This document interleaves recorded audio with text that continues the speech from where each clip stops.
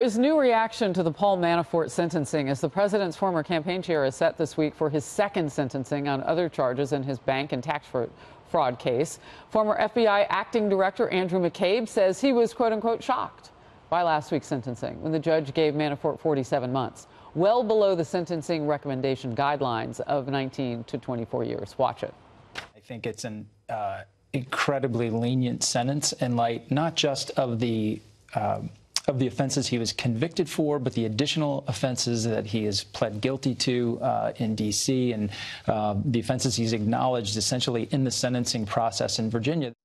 And there's more. Critics have also pounced on federal judge T.S. Ellis III for saying Manafort had otherwise led a largely blameless life, saying they find that galling given Manafort's work for some of the world's most unsavory and brutal dictators. Senator Cory Booker, a Democratic presidential candidate now, says Manafort's sentencing points to a double standard.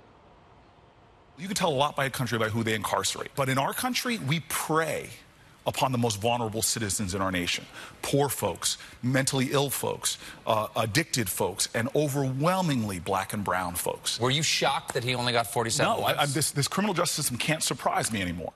Critics are also making comparisons to the case of Crystal Mason as proof of disparities in the U.S. legal system. She's African-American from Texas, who was sentenced in state court last year to 5 years in prison for voting illegally in 2016. Kennedy?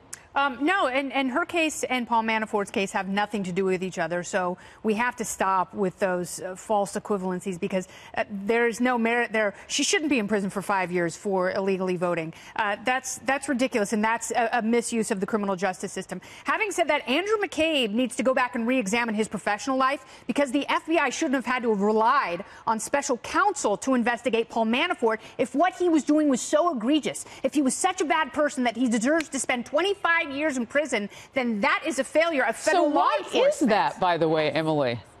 I mean, why have to rely? Kennedy, that's such an interesting point. Oh, I know. I loved that point. You are absolutely right.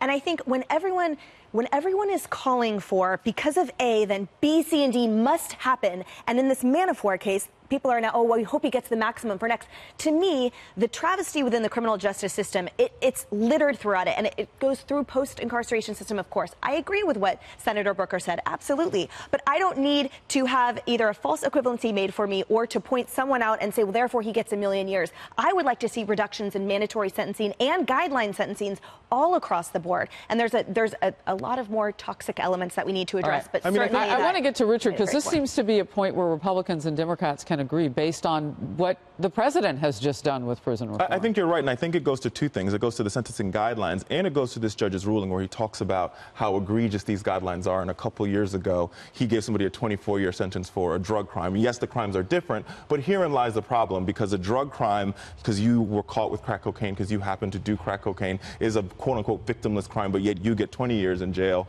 and somebody commits bank fraud gets 4 years in jail. We have to relook at this entire criminal justice system and say sentencing guidelines are problematic because it takes away a judge's ability to say, ma'am, clearly you've done everything right and you're trying to make reforms, and so putting you in jail for 20 years because if you use drugs when you really need to get some help is problematic. I come back to what Kennedy says, though, because if you're doing your job and there's somebody who has had the kind of past that Paul Manafort has, and you didn't start and get to the point where you needed to legally, and it's not even-handed, then the problem doesn't really lie with what the sentencing guidelines, But Harris, that's the same problem, right? Because Paul Manafort has been committing crimes for decades and not been caught, and somebody who, a young kid who dealt drugs for the first time goes to jail right away for 10 years. This is also part of a broken criminal justice system. The president's supporters would say that because they were looking for something. But he's been a criminal for decades. There's no question about that. All right, we'll move on.